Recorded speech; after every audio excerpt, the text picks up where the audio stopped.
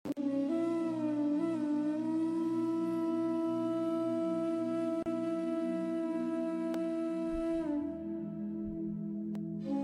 অন্তপুরের মেয়ে, চিনবে না আমাকে। তোমার শেষ গল্পের বইটি পড়েছি শরৎবাবু, বাসি ফুলের মালা। তোমার নায়কে এলোকেশীর মরণ দশা ধরেছিল ৩৫ বছর বয়সে। ২৫ বছর বয়সের সঙ্গে ছিল তার রেশারেশি। দেখলেন তুমি মোহদাশয় বটে, জিতিয়ে দিলে তাকে। নিজের কথা বলি, বয়স আমার অল্প। একজনের মন ছুঁয়েছিল আমার এই কাঁচা বয়সের মায়া, তাই জেনে পুলক লাগতো আমার দেখে। ভুলে গিয়েছিলাম অত্যন্ত সাধারণ মেয়ে আমি। আমার মতো এমন আছে হাজার হাজার মেয়ে, কাঁচা বয়সের মন্ত্র তাদের যৌবনে। তোমাকে দোহাই দেই, একটি সাধারণ মেয়ের গল্প লেখো তুমি। অনেক দুঃখ তারও স্বভাবের গভীরে অসাধারণ যদি কিছু তলিয়ে থাকে কোথাও, কেমন করে প্রমাণ করবে সে? এমন কজন মেলে যারা তা ধরতে পারে? কাঁচা বয়সের জাদু লাগে ওদের চোখে, মন যায় না সত্যের খোঁজে। আমরা বেঁকিয়ে যাই মরীচিকার দামে। কথাটা কেন উঠল তা বলি। মনে করো তার নাম নরেশ। সে বলেছিল কেউ তার চোখে পড়েনি আমার মতো। এত বড় কথাটা যে বিশ্বাস করব সে সাহস হয় না। না করব যে এমন জোর কই। একদিন সে গেল বিলেতে, চিঠিপত্র পায় কখনো বা।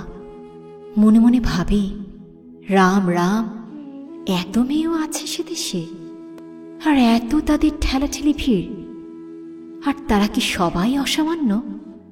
এত বুদ্ধি, এত উজ্জ্বলতা, আর তারা সবাই কি আবিষ্কার করেছে এক নরেশ সেনকে, স্বদেশে যার পরিচয় চাপা ছিল 10-এর মধ্যে।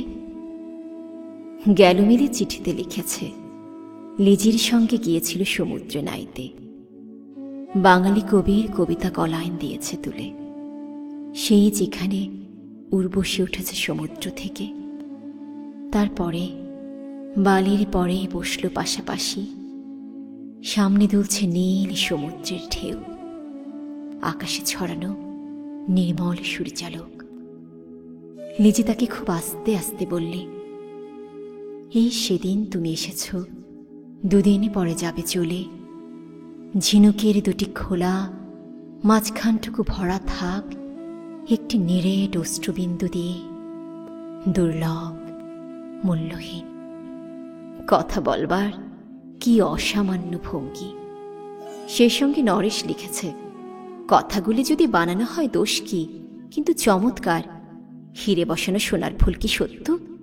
তবু কি সত্য নয়? বুঝতেই পারছ, একটা তুলনার সংকেত ওর চিঠিতে অদৃশ্য কাঁটার মতো আমার বুকের কাছে বিধিয়ে দিয়ে জানায়, আমি অত্যন্ত সাধারণ মেয়ে। মূল্যবানকে পুরো মূল্য চুকিয়ে দেই, এমন ধন নেই আমার হাতে। হোগো, না হয় তাই হলো, না হয় ঋণী রইলেম চিরজীবন। পায়ে পড়ি তোমার, একটা গল্প লেখো তুমি শরৎবাবু, নিতান্ত সাধারণ মেয়ের গল্প, যাকে দূরের থেকে পাল্লা দিতে হয় অন্তত 5-7 জন অসামান্যার সঙ্গে, অর্থাৎ সপ্তরথিনীর মার। বুঝে নিয়েছি আমার কপাল ভেঙেছে, হার হয়েছে আমার। কিন্তু তুমি যার কথা লিখবে তাকে জিতিয়ে দিও আমার হয়ে। পড়তে পড়তে বুক যেন উঠে ফুলে। ফুলচন্দন পড়ুক তোমার কলমের মুখে, তাকে নাম দিও মালতী। ওই নামটা আমার, ধরা পড়বার ভয় নেই। এমন অনেক মালতী আছে বাংলাদেশে, তারা সবাই সামান্য মেয়ে। তারা ফরাসি জার্মান জানে না, কাঁদতে জানে। কি করে জিতিয়ে দেবে? উচ্চ তোমার মন, তোমার লেখনী মহিয়সী। তুমি হয়তো ওকে নিয়ে যাবে ত্যাগের পথে, দুঃখের চরমে, শকুন্তলার মতো। দয়া করো আমাকে, নেমে এসো আমার সমতলে। বিছানায় শুয়ে শুয়ে রাত্রির অন্ধকারে দেবতার কাছে যে অসম্ভব বর মাগি, সে বর আমি পাব না। কিন্তু পায় যেন তোমার নায়িকা। রাখো না কেন নরেশকে 7 বছর লন্ডনে, বারে বারে ফেল করুক তার পরীক্ষায়। আদরে থাক আপন উপশিকা মণ্ডলীতে। ইতিমধ্যে মালতী পাশ করুক এমএ কলকাতা বিশ্ববিদ্যালয়ে।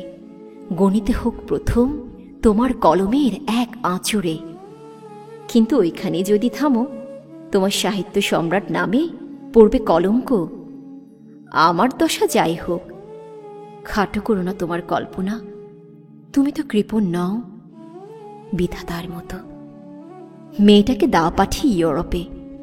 সেখানে যারা জ্ঞানী, যারা বিদ্বান, যারা বীর, যারা কবি, যারা শিল্পী, যারা রাজা, দল বেঁধে আসুক ওর চারদিকে।